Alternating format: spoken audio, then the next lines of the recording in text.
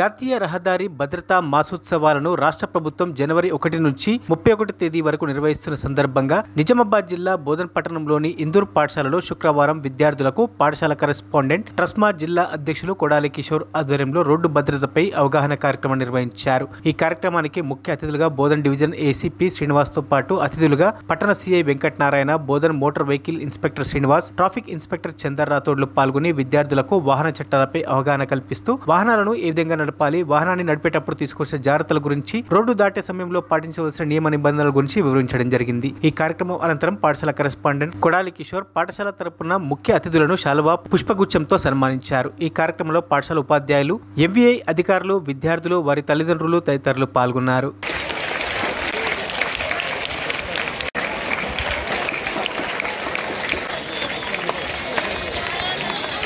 ఈ road safety అనేది ప్రతి కాలేజీలో, ప్రతి స్కూల్లో చెప్పడం జరుగుతున్నది.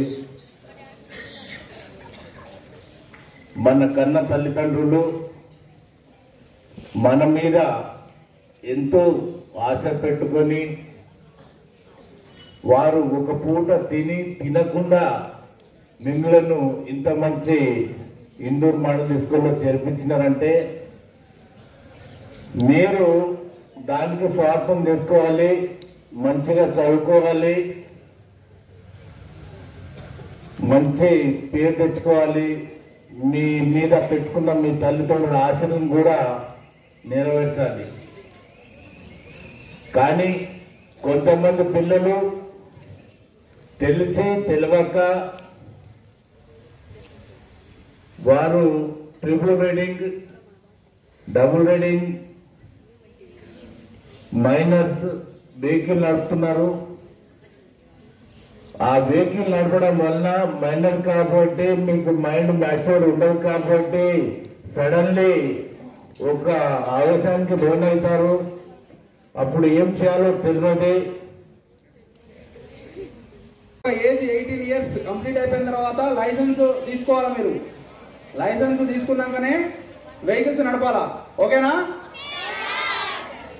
ఈ లోపల కన్నా మీరు వెహికల్ తీసి వెహికల్ ఏమైనా నడిపినట్టు మీరు ఏమన్నా మాకు పోలీసులో దృష్టిలో పడితే అనవసరంగా మీతో పాటు మీ పేరెంట్స్ సఫర్ కావాలి, ఆ వెహికల్ ఓనర్ కూడా సఫర్ అవుతాడు.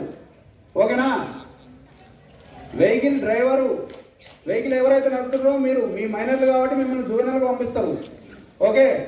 అది జువెనల్ అనేది జైలు అనమాట, జైలు లాంటిది అది. ఓకే? ఎట్టి పరిస్థితుల్లో కూడా వెహికల్ నడపొద్దు. మీతో పాటు మీ పేరెంట్స్, మీ ఫాదర్ జైలుకి పోవాల్సి వస్తుంది. వెహికల్ ఓనర్ వేరే వాళ్ళు అయితే ఆయన కూడా జైలుకు పోవాల్సి వస్తుంది. కాబట్టి ఫైన్తో పాటు ఇది కూడా ఇది ఉంటుంది అనమాట. ఇది ఎప్పటికైనా ఇబ్బందే మీకు. కాబట్టి లైసెన్స్ తీసుకొని నాకనే వెహికల్ నడపాలా. ఓకేనా? ఎట్టి పరిస్థితుల్లో కూడా వెహికల్ నడపొద్దు. నెక్స్ట్ మీ పేరెంట్స్కి చెప్పాలా. ఇక్కడ కూడా పేరెంట్స్ కొంతమంది వచ్చారు, కానీ ఏంటంటే వెహికల్ ఎట్టి పరిస్థితుల్లో కూడా టూ వీలర్లు కొంతమంది రాంగ్ సైడ్ నడపడం, రాంగ్ సైడ్ వచ్చి నడిపితే కరెక్ట్ రూట్లో వచ్చేటోళ్ళు స్పీడ్గా వచ్చేస్తారు, గుద్దేస్తారు అనమాట. గుద్దేసి దానివల్ల మనం డ్యామేజ్, మన హెల్త్ చనిపోవడం జరుగుతుంది, లేకపోతే కాళ్ళు చేతులు తిరగడం జరుగుతుంది. కాబట్టి ఎట్టి పరిస్థితుల్లో కూడా రాంగ్ సైడ్ వెహికల్ డ్రైవింగ్ చేయొద్దు. అధికారులు అందరూ కూడా ట్రాఫిక్ అవేర్నెస్ గురించి మీకు ఎందుకు చెప్తున్నారు అంటే అర్థమైందా మీకు? ఎందుకంటే మీ ద్వారా మీకు చెప్పితే మీరు మీ తల్లిదండ్రులు చెప్తారు, తర్వాత మీకు పెద్ద అయినాక మీకు ఉపయోగపడతనే ఉద్దేశంతో స్కూల్ యాజమాన్యం ఈ ట్రాఫిక్ అవేర్నెస్ ప్రోగ్రాము కండక్ట్ చేయడం జరిగింది. ముఖ్యంగా ఉద్దేశం అందరూ అనుకోవచ్చు, అసలు పిల్లలకి ఎందుకు ట్రాఫిక్ అవేర్నెస్, వాళ్ళకి చిన్న ఏజ్ అనుకుంటారు. కానీ మీ ద్వారా, పిల్లల ద్వారా పెద్దలకు మీరు ఒకసారి మీ ఫాదర్ కానీ, మీ అన్న కానీ, మీ అక్క కానీ ఎవరైనా రోడ్డుపైకి వెళ్ళేటప్పుడు వాళ్ళకు హెల్మెట్ 1కి 4 సార్లు మీరు ఇస్తే, అందజేస్తే 5వసారి వాళ్ళే ఆటోమేటిక్గా హెల్మెట్ పెట్టుకొని పోతారు. మీరు 1కి 4 సార్లు కార్లో సీట్ బెల్ట్ పెట్టుకోని గుర్తు చేస్తే ఆటోమేటిక్గా మన మైండ్ సీట్ బెల్ట్ పెట్టుకోమని చెప్తుంటుంది. సో మనము మైండ్ కొట్టు మీకు 18 years కాస్ గాంధీ మీరు వెహికల్ నడపనీకి అర్హులు కారు. ఎందుకంటే ఈ మధ్యన కొత్తగా సుప్రీంకోర్టు గైడ్ లైన్స్ వచ్చాయి. మైనర్ డ్రైవింగ్ చేస్తూ పట్టుబడితే వారికి జువైనల్ హోమ్కి పంపిస్తారు.